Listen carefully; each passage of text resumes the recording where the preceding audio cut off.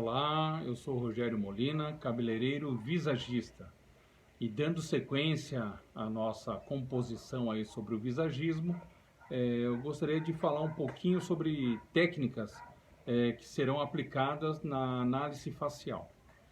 Bom, eu já expliquei para você sobre a parte da fotografia, que é algo fundamental.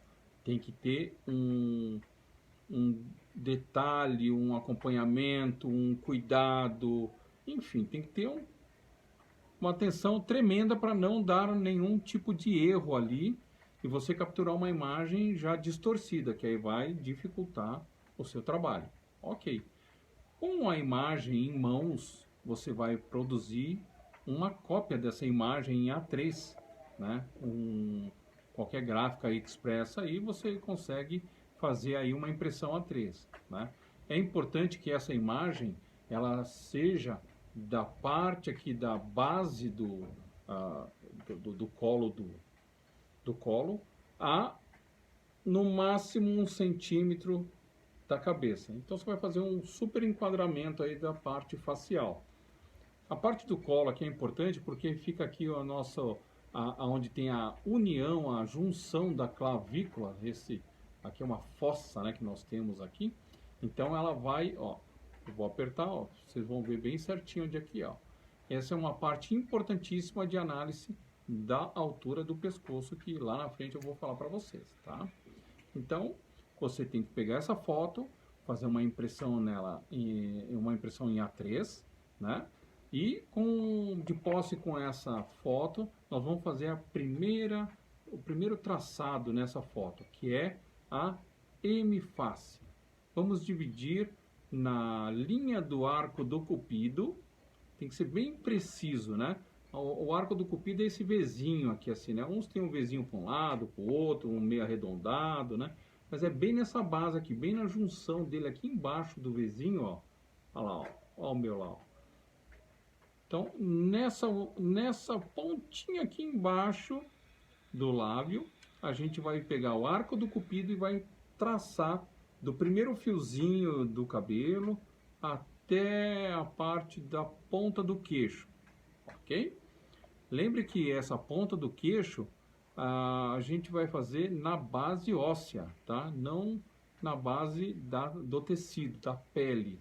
A gente vai fazer na base óssea. Então, sempre é um pouquinho antes do que a gente mais ou menos está visualizando aí.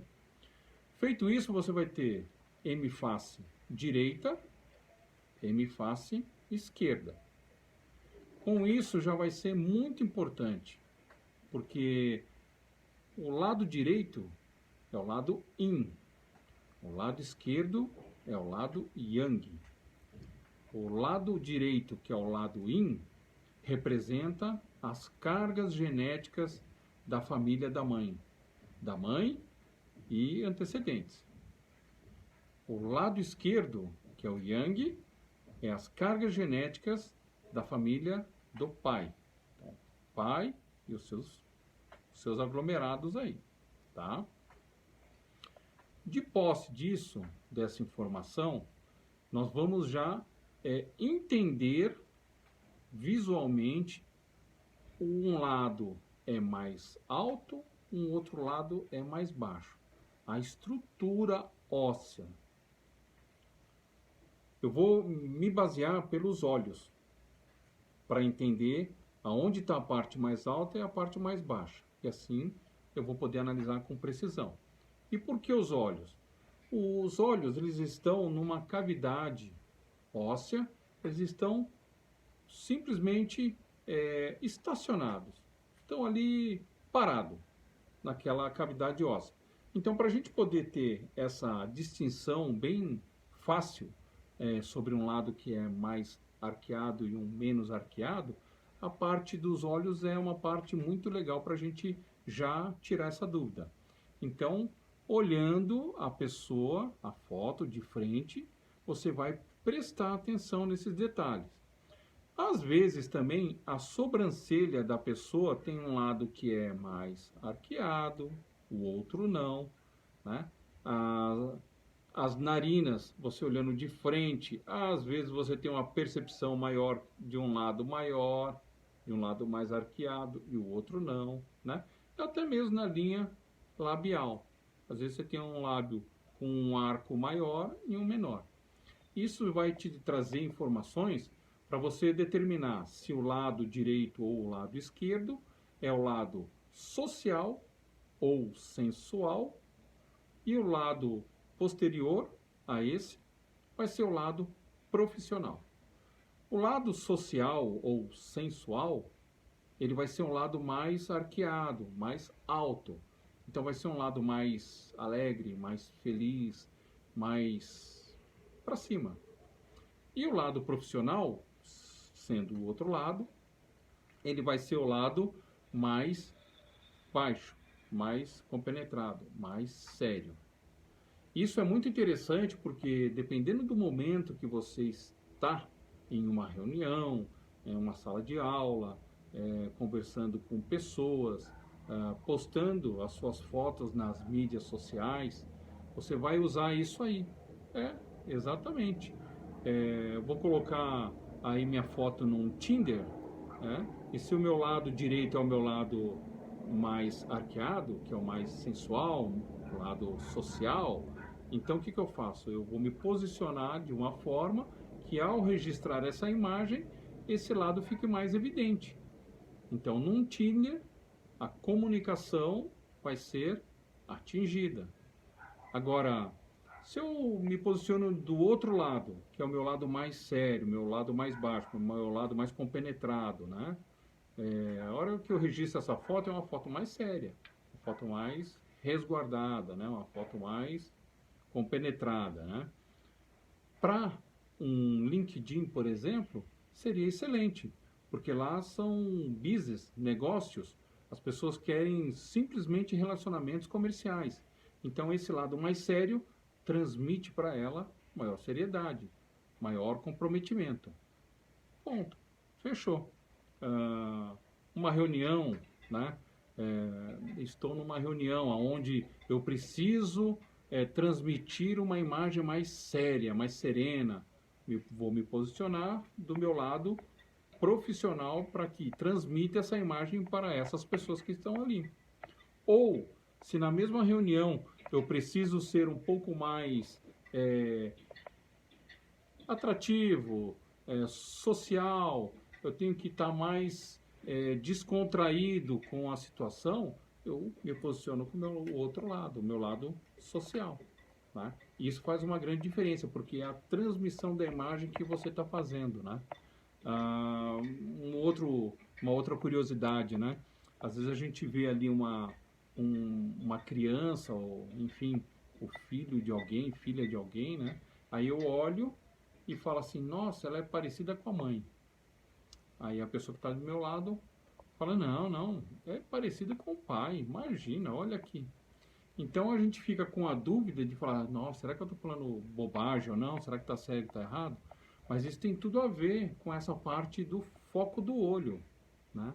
O foco do olho a gente chama de olho dominante. Então o olho dominante é aquele olho em que você foca um objeto, você pode fazer um triângulo e com os dois olhos abertos você foca aquele objeto.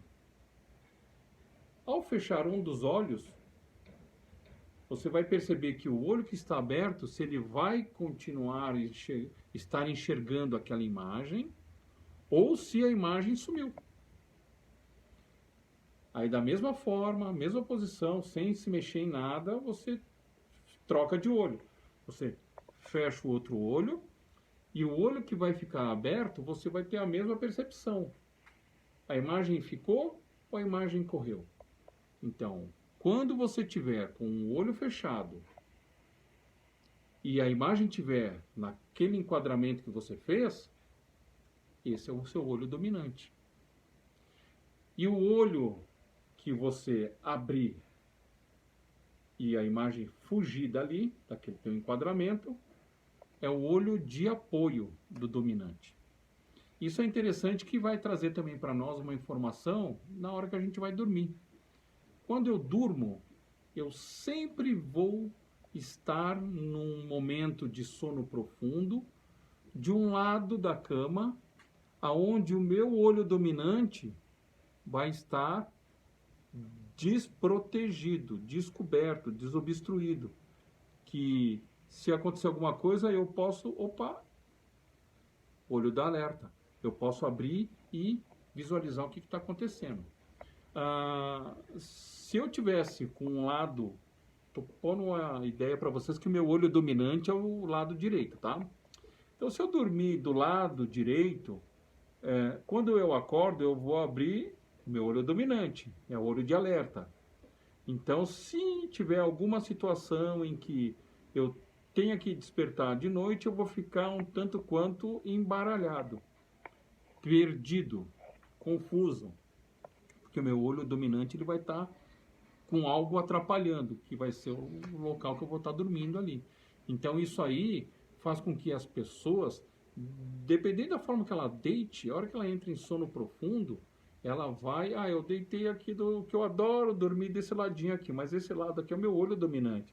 Então, a hora que eu dou aquela relaxada e começo a entrar no meu sono mais profundo, é natural eu me virar e me posicionar do outro lado. Isso é impressionante e funciona bastante. A gente percebe bastante em casais, né? Um casal que tem um olho dominante de um lado e o outro tem o olho dominante do outro lado, eles deitam juntinhos, de conchinha que a gente chama, né? Eles deitam juntinho, mas logo um vira para um lado, outro vira para o outro. E dependendo da situação, do relacionamento como tiver, vai falar: ai, já não gosta mais de mim, ai, nossa, quantos anos a gente já está junto, não tá dando mais certo. Não, não é, é só o lado do olho dominante, porque a gente deita naquela posição, né, abraçadinho, tudo, e quando eu começo a ir para o meu sono profundo, eu tenho a tendência a virar para deixar aquele olho dominante descoberto. Então, presta atenção. Antes de casar, veja se o seu marido ou esposa, se ele tem o mesmo olho dominante que o seu. Se for o mesmo lado, vocês vão dormir de conchinha numa boa. Fica a dica aí.